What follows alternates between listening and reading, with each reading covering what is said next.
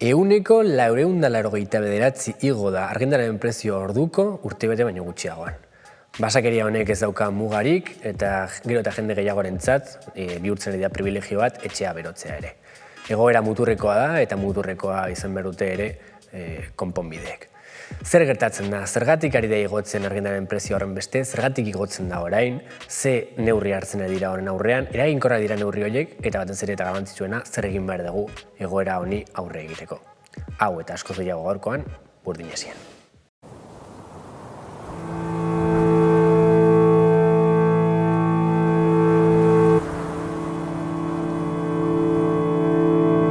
Europa está en guerra. Europa está en guerra. Estamos en guerra. Quien quiera paz, se prepare para la guerra. We must act like any wartime. Nous sommes en guerre.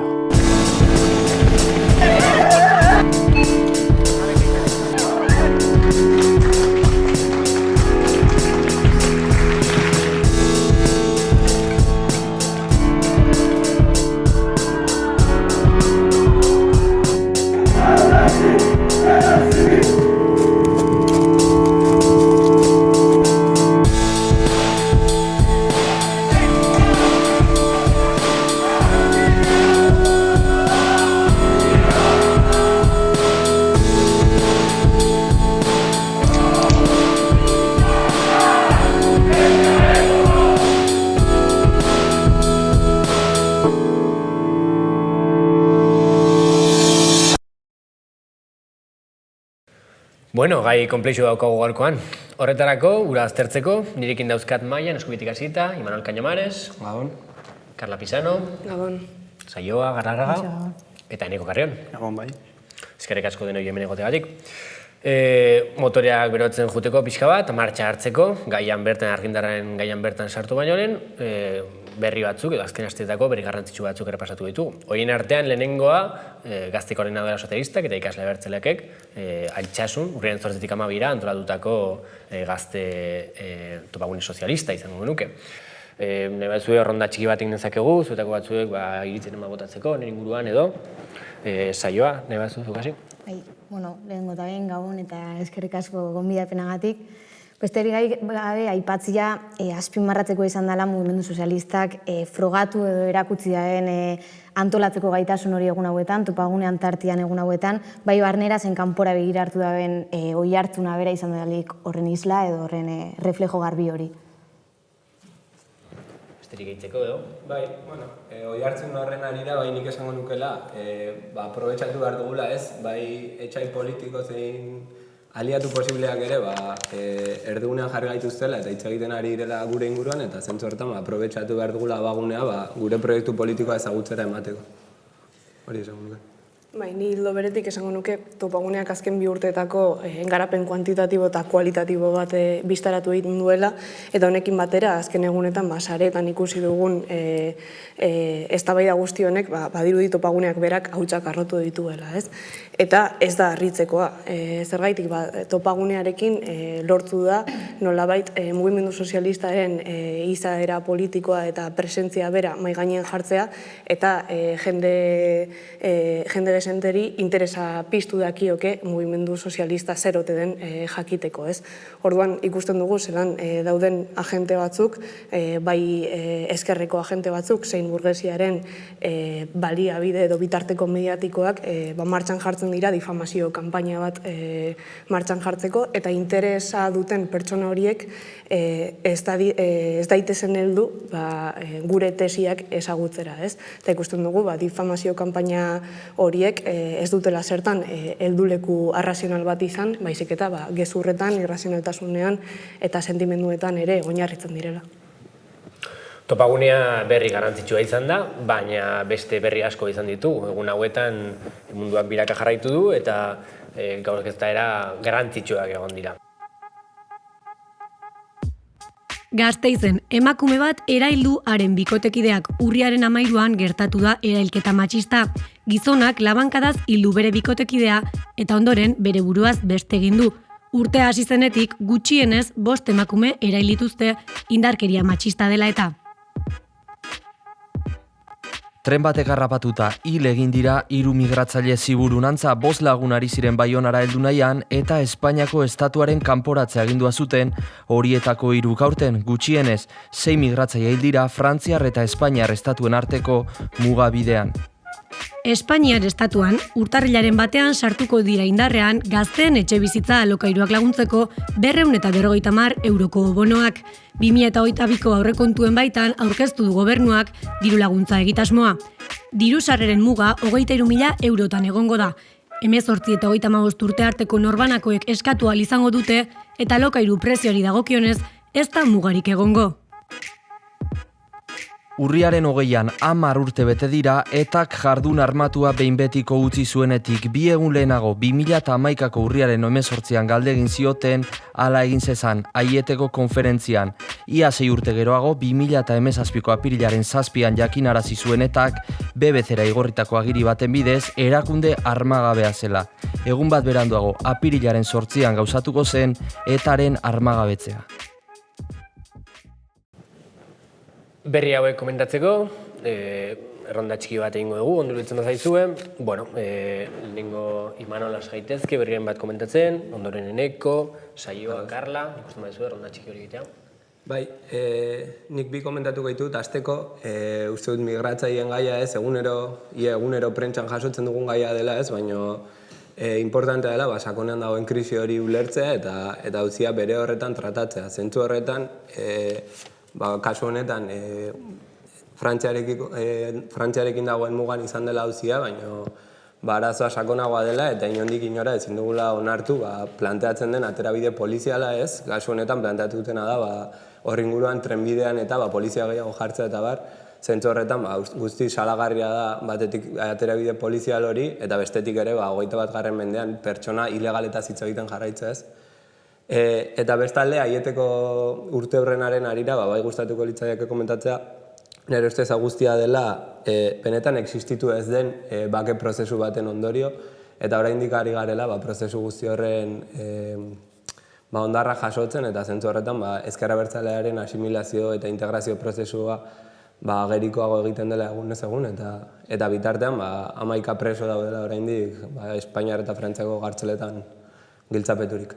Eneko, zuk ere gizar baitu nahi zenuen Aietekoaren inguruan, ez da? Bai, orokorrian, garaipen tono bastante handi bat dago egun hauetan, nagusia hori deklarazio politiko desberdinetan, zein agente sozial desberdinak edo erabiltzen nahi diala. Usteot, justo bideoan agertzen apisonadora hori metafora bastante egokiagoa dala hemen gertaudana saltzeko, batzuek saltze dute enamen agorpena eta likidazioa garaipen bat moduan, horrekin lortze duten azkenian da herri honen memoria guztia despolitizatzia, eta dauz beste batzuk saltze dutena edo behintzat ikuste dutena hau traizio moduan edo ez daketena gaitasunik onjokan porrotori onartzeko eta iraganari bakarrik nostalgiaz begiratzen diotenak eta horrek erakustea dena badala aurrea begirako proiektu askatzailerik ez dagoela mahai gainean.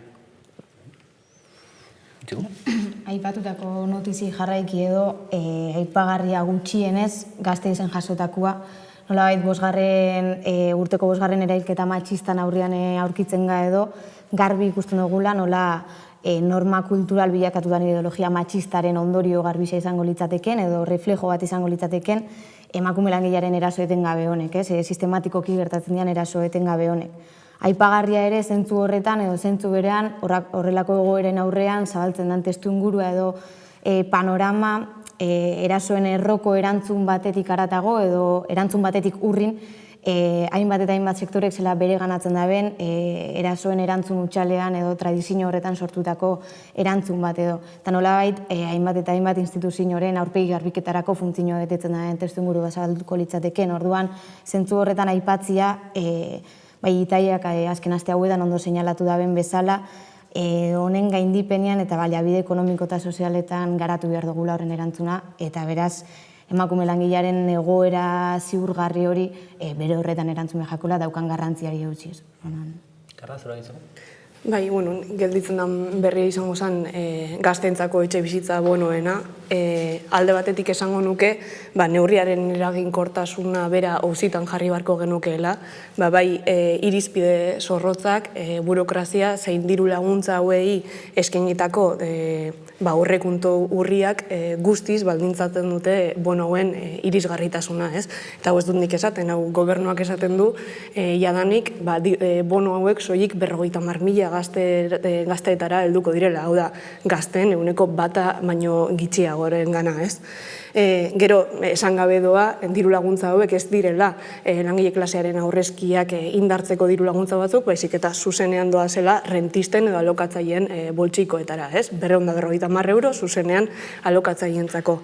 Eta gero, askotan esaten da neurri hauek progresistak direla, baina neurri hauek ulertu behar ditugu regresio, atzeraldi eta, krisi testu inguru baten, ez?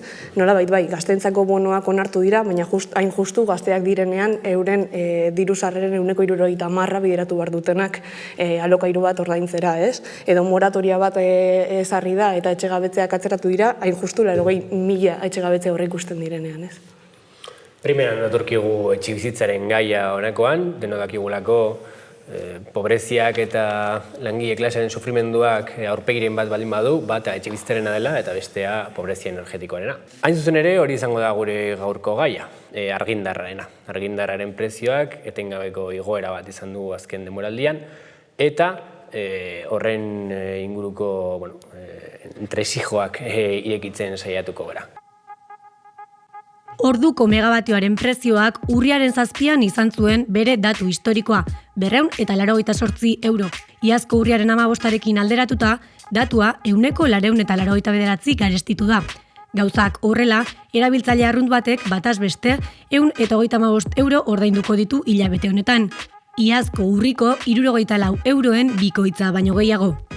Baina zerk eragin du halako igoera? Bi izan dira hazkundea azaltzeko erabili diren adierazle nagusiak, batetik gaz naturalaren prezioa handitu izana eta bestetik Europar Batasuneko trantsizio ekologikorako plana dela eta hidraulikek CO2 isurketengatik ordaindu beharreko tasen igoera izan ere, 100 baino gehiago igo dira azken 6 hilabeteetan.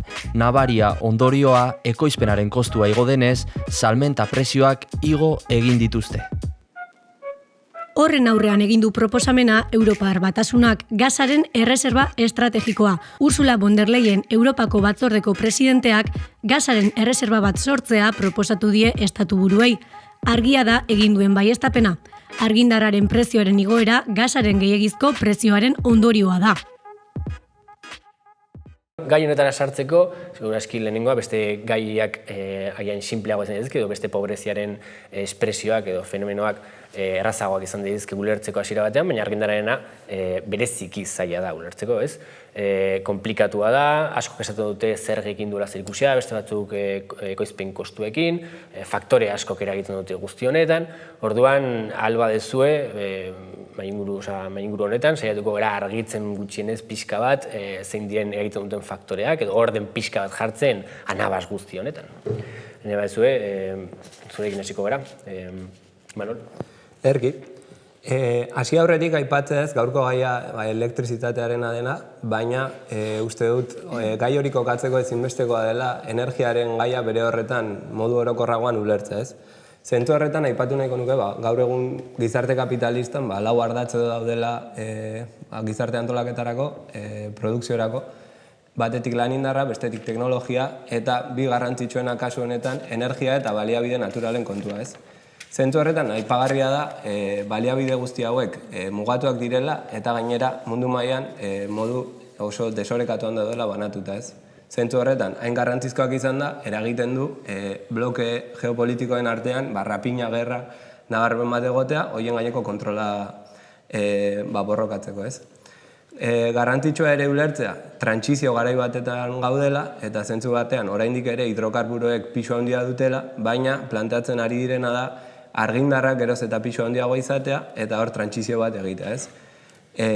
Orduan, hor kokatu behar dugun ere ustez, elektrizitatearen hauzia. Aipatzekoa da, azken 60 urteetan gerren erdia ia baliabide naturalen gaineko gerrak izan direla, behintzat funtsean, ez?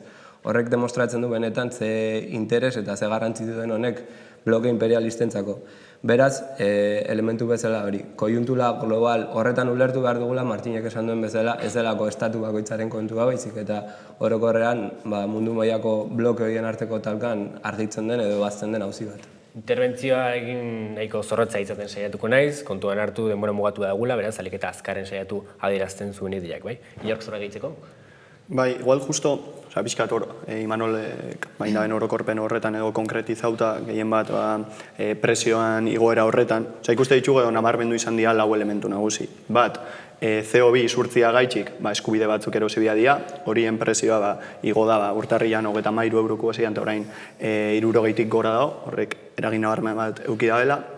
Beste alde batetikan, bi elementu egongo zian, geopolitikakin erlazio zuzenago bat eukiko zutenak, alde batetikan gas naturalaren presioa igo izana, gehien bat Rusiak edo eraiki da behin gasoduktua dalata, Nord Stream 2 edo deitza dala, torrean presio mekanismo moduan ere, gasan presioa gora egin du. Aldi berian, Espainiar estatuak azken hilabetetan euki ditun gatazkak Maroko eta Algeriakin inabena diala gas suministratzaile nagusienetako batzuk, eragin da areta gehiago igotzia, eta beste elementu bat, azkena nabarmendu nahiko neban, izango zen pixkat energia sistema espainolak bere berezitasun zehatz batzuk ditu, hoien artean, oligopolio momentua dakala, gehien bat Endesak, Iberdrolak eta Naturgik, 70, 80, olako kopuru baten kontrolatzen dutela merkatua, eta aldi berian ere, nahiko komplexua eta dana, pixkat energian subasta horretan, aipatzia bakarrik, subasta horretan lehenengo energia merkiena edo subastatzea dela, eta gero garestiena, eta azkenian danak presio garestienian edo ordaintzen diala. Eta horrek ere, evidentemente, presioa areagotza bela. Ia, oskondo da ez bera? Nik uste dut daudela faktore batzuk nolabait inziditzen dutenak eskaria eta eskaintzan, eta horrek baldintzatzen dute energiaren presioa, ez? Aipatu dugu CO2-ari jarritako zergak, baita ere esan genezake gasaren eskasia, edota ez dakize konflikto belikok baldintzatzen duen gaseduktu baten eraikuntza, ez? Horrek guztiak baldintzatzen du argiaren presioa, ez? Eta iruditu dakiguke nolabait logika arbitrario bat, eskaria eta eskaintzarena, inkluso logika impartzial bat, momentu batzuetan onuragarria izan daiteke enpresa handientzako, Iberdrolarentzako eta bar, eta beste momentu batzuetan aldiz ez da onuragarria, ez? Baina logika honen atzean, itxuraz arbitrarioa logika honen atzean, dominazio harreman kapitalista batzuk daude, eta horiek aztertzea dagokigu, ez? Alde batetik, enpresa erraldoi hauek aktore rentistak dira. Lehen Imanolek esan duen moduan, urria den baliabide natural baten gaineko kontrol kapitalista bat esartzen dute, eta kontrol horren monopoliorako euren arteko bataiak dituzte, ez? Eta gero estatuak ez dira hor aktore neutralak, eta ez daude hor, justo energiaren presioa igotzen denean euren jendartea besteko zenbait neurrekin, baizik eta dire aktore batzuk proposamen propioak dituztenak, eta adibidez krisi testuinguru baten Europaren green ekonomirako apostua oso argi ikus daiteke, eta ikusten da zelan Europak egin dauen apostu bat, ez dakigu ondo urtengo dan edo ez, baina hor hartu ditu neurri batzuk, adibidez, karbonoaren ari zorrak zergak jartzea, eta horrek albokalte batzuk ditu, ez?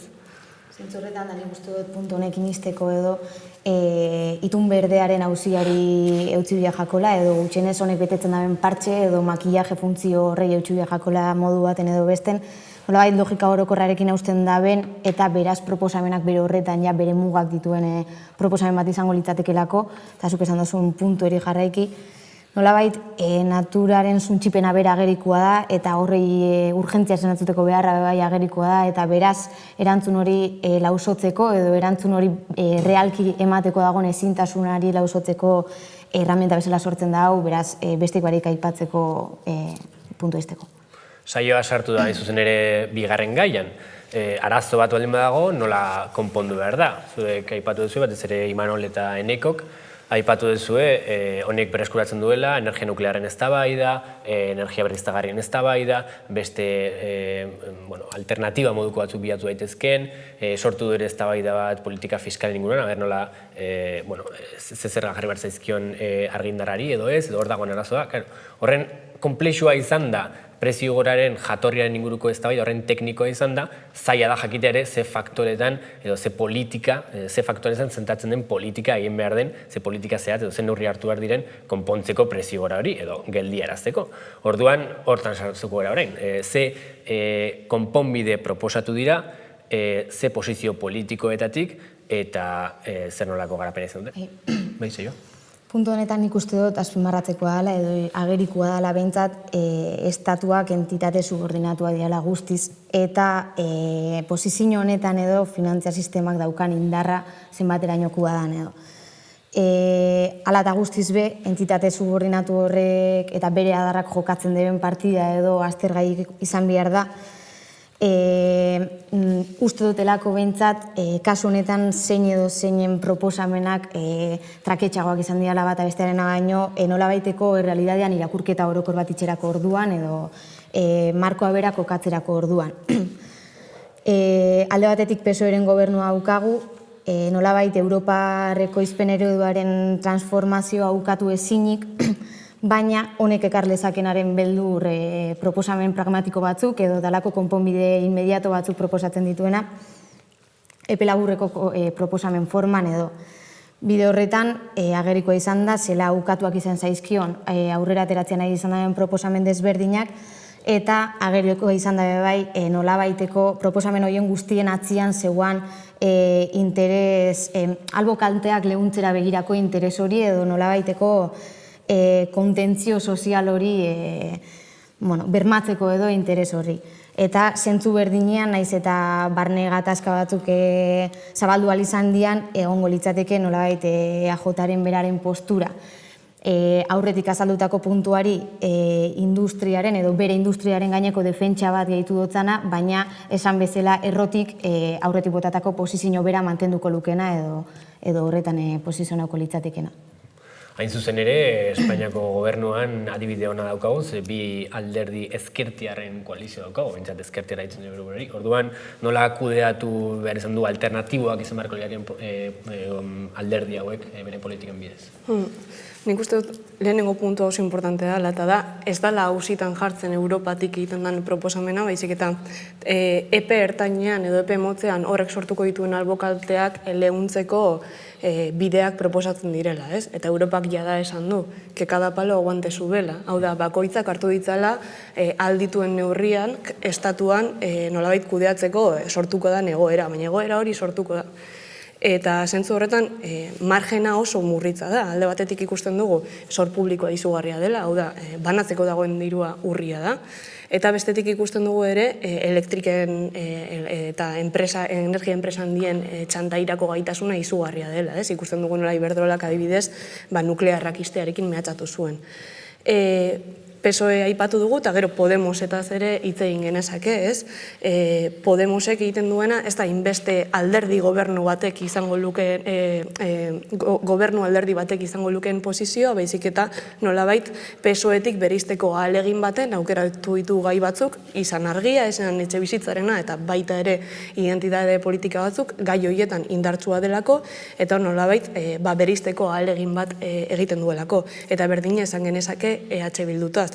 Hala ere, nire ustez, Ezker Abertzalearena gai honekiko gehiago da sorturen maniobra edo interbentzio populista trakets bat, zergaitik ikusten du, hemen ikusten da, zeran Ezker Abertzaleak orokorrean koiunturan inbertitzeko, koiunturan interbenitzeko gaitasun urria duen, ez?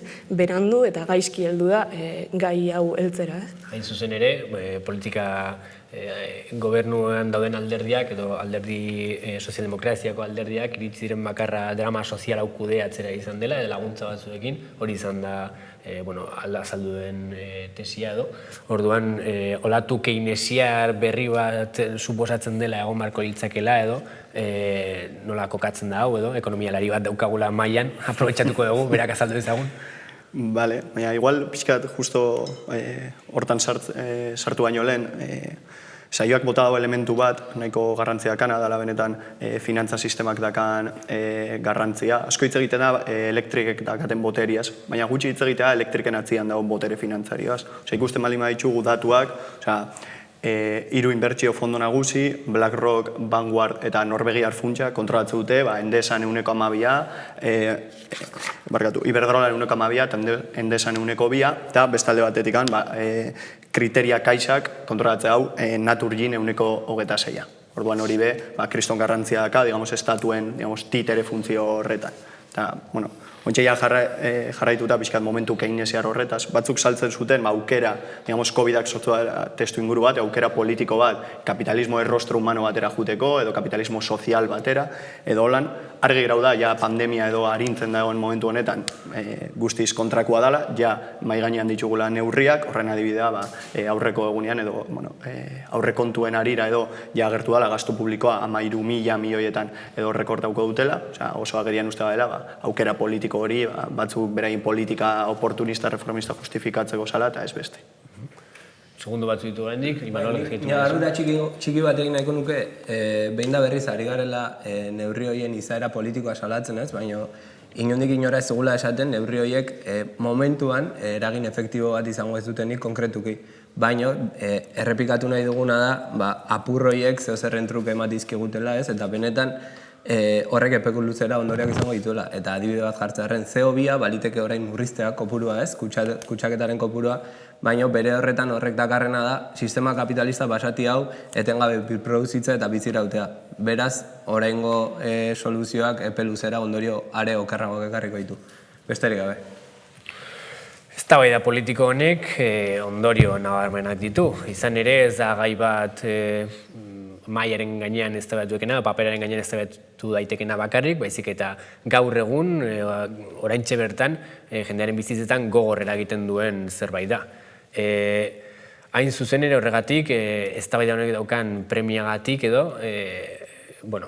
eztabaida honek daukan pixua handiagatik eta bizitzen daukan eraginagatik, beste perspektiba politiko batik lantzeko beharra inoiz baino premiazkoa da. Argindarraren prezioaren igoerak ezinbestean oinarrizko bizibideen garestitzea ekarri du. Horien ekoizpen kostua handitu denez, gora egin dute horien salmenta prezioek ere. Dena den, bizitzaren garestitzea ez da argindarraren uneko garestitzearen ondorio, areta gehiago. Azken urteetan oinarrizko bizibideen etengabeko garestitzea ari gara bizitzen. Besteak beste, FAOren elikagaien gaineko batazbesteko prezioaren indizearen arabera, 2019tik 40% igo da oinarrizko elikagaien prezioa. Era berean, urtea hasi zenetik 16% egin du gora motor erregaien prezioak. Espainiako gobernuak eta Comisiones Obreras eta UGT sindikatuek irailean adostu zuten gutxieneko soldata 15 euro igotzea. Gauzak horrela, azken 2 urteetan gutxieneko soldatak 105 baino ez du gora egin. Finean, gutxieneko soldata igo bada ere, erosteko ahalmenak bera baino ez du egin.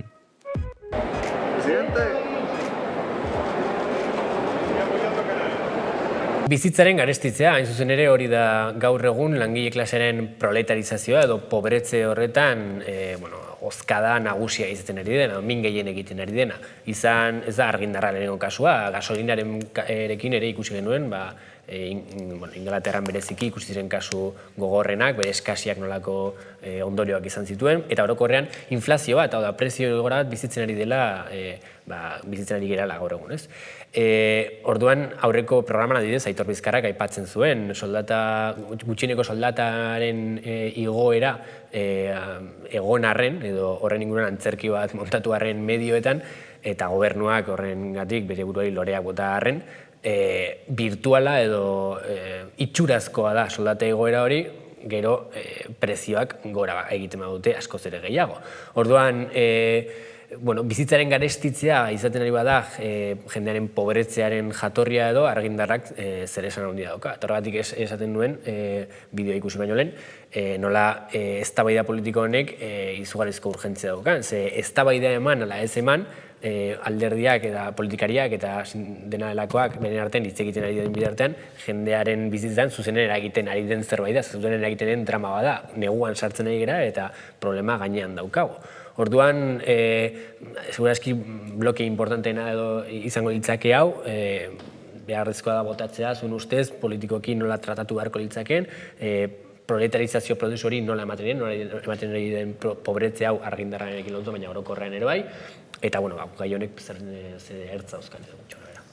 Bai, nik aipatu nahiko nukez, inflazio eta krisi nabarmeneko momentu honetan, lehenago ere aipatu duenekok, momentu keynesiarraren kontua eta barrez, eta nola batzuk ari diren saltzen, dirua emanda, bonoak emanda, Europari diru injekzio bat eginda, estatuak dirua jasota eta krisi honetatik ateratzeko aukera izango genukenez, eta zentzu horretan, Europar funtsek eta Green New Deal delako horrek, garrantzia handia hartu dutez, baina, nire ustez oso kontuan hartzekoa da, batzuek esaten dutela, hori benetako aukera bat dela, hori gastu sozialerako erabiltzeko, baina uste dut atzean dagoen jokaldea ulertzea ezinbestekoa dela, eta nire ustez bi helburu nagusi dituzte funtsoiek, eta batetik izango litzateke trantsizio bat, aipatu den trantsizio hori aurrera eramatea, eta bestetik zorraren estanda ekiditea, aipatu den bezala, oraintxe bertan Espainiar estatuak esaterako, 120 milioi euroko zorra, baina handiagoa dauka, BPGA kontuan hartuta ez. Orduan, Niño Becerraren aipamen bat hartuta ez, nola berak esaten duen Europa hilzorian egonda egiten ari dela anfetaminak eman, hilzori horretatik ateratzeko, baina ezin dugu inolaz ere ahaztu, droga horiek saltzaileak ordainaraziko dizkigula eta ondo ez. Eta zentzu horretan horrek lotura estua daukala ondoren etorriko diren murrizketekin. Orain saldu digute momentu keynesiarra eta lasai aterako garanetatik, baina ez diru guzti horrek motxila bat sortuko du proletargoaren gainean, eta horren atzean egongo dira lan erreforma, pentsioak, bidesarien igoera, otaren kontua, eta horri guztiari gehitu behar zaio elektrizitatean igoera eta bar guztia ez. Eta zentzu horretan salatu behar dugula, orain supuestamente doainik ematen diguten edo ematen diguten diru horrek motxila bat jarriko duela proletargoaren gainean hurrengo hilabete eta urteetan. Karla, nahi zorraitu bari? Bai, aurrekoan entzun nion EH Bilduko kide den Mikel Oterori parlamentuan interbentzio bat egiten enpresa hauen inguruan, eta berak zioen, edo atentzio asko jarri zuen, enpresa hauen etekin ilegitimoetan, ez? Eta niri sortzen zaidan galdera da, eta zeintzu dira etekin legitimoak. Ari gara hitz egiten, enpresa batzuen inguruak, zeinak moskin batzuk lortzen dituzten, natur baliabide eta giza lanaren gaineko kontrol bat esartzen dutelako, ez? Beraz, berdin dit kontrol hori enpresa batek edo estatuak izan. Hemen auzitan jartzen dena da, baliabide hauen gaineko kontrola nork eskuratzen duen, ez? Eta krisi garaietan, Imanolek aipatu den bezala, kapitalak zailtasunak ditu aurrera egiteko, eta langile klasearen aurrezkien espolioa, nolabait edo aurrezkiak zuzenean sakeatzea da bitarteetako bat lortzeko diru sarrera horiek handitzea, ez? Adibidez, inflazioaren bitartez, ez?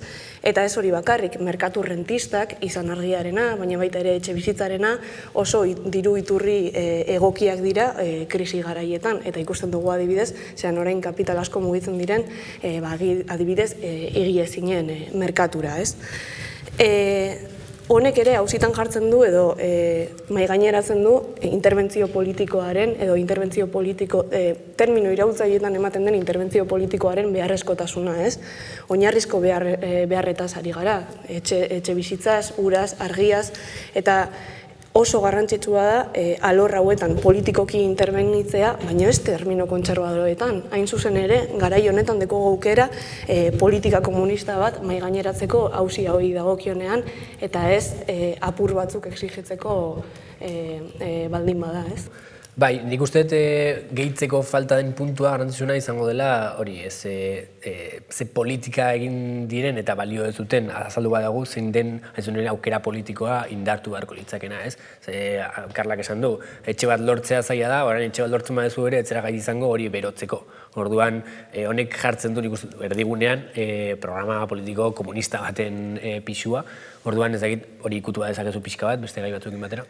Bai, pixkat ja elementu gehienak edo nik komentau nahi nituna, más o menos era baten hau esten urten dia, baina gogoraraztia edo bai, eztabaidan muina edo zein dan, benetan ez dala, digamos, presio altua edo basua izatea, sino benetan olako oinarrizko ondasun baten gaitxik edo ordaindu behar izatea, edo, digamos, bizi kalidadian jeitxera handi bat izatea, hori ez ordaintzea arren o lo que sea.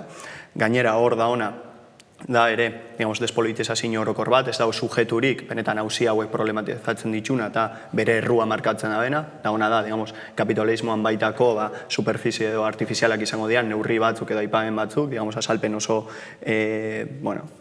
txikiak edo, eta hemen bia dana da, benetan sujetu hori, pixkanaka jungo dana hori guztia politizatzen eta, ikusten duguna da, gainean dakaula kriston ofentsiba, bizitzako esparru desberdinetan, ipatu dianak, eta ez eta gu bitxartean, bestakoela inungo gaitasunik, aurre itxeko, benetan ontxe dakauna da burgesia bat kriston botereakin, indarko relazioan ezin dugu ez da neurtu ez, ontxe gaidia burgesia Simpsonetako Bars moduan eguzkia estali eta dana guri kobrau, eta gu bitxartean inaldugun bakarra da argia itzali, kandela batzuk piztu, eta hori sare sozialetara igotzia. Hemen dauna da, digamos, hilala biziko auzi bat, benetan landu biharrekoa, hemen da ona postua da alderdi komunista eraiki, edo honen ondorio guztia jasan, eta bizitza ez duin bat euki. Hain zuzen ere, Nikok bota du gakoa, ez da Burdinesia programa bat non aurkezlea neutrala eta agente neutral bat den, baizik eta argi eta garbi esan behar dira gauzak.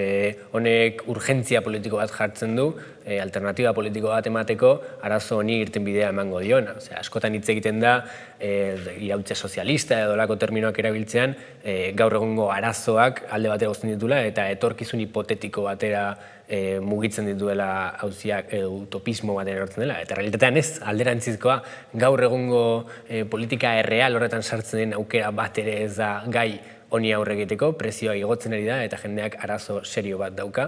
Eta honek eragiten duen sufrimendua eta galera gero eta handiagoa izango da. Proletarizazio prozesua ez da hipotesi bat, baizik eta errealitate bat da gaur egungo gure kaleetan. Eta beraz, horrek eramaten gaitu, muturreko egoera batek muturreko aukera politiko bat eramaten gaitu. Eta Nikok esan duen bezala, horrekin bukatzeko sujetu bat lortzeko modu bakarra, programa politiko komunista da.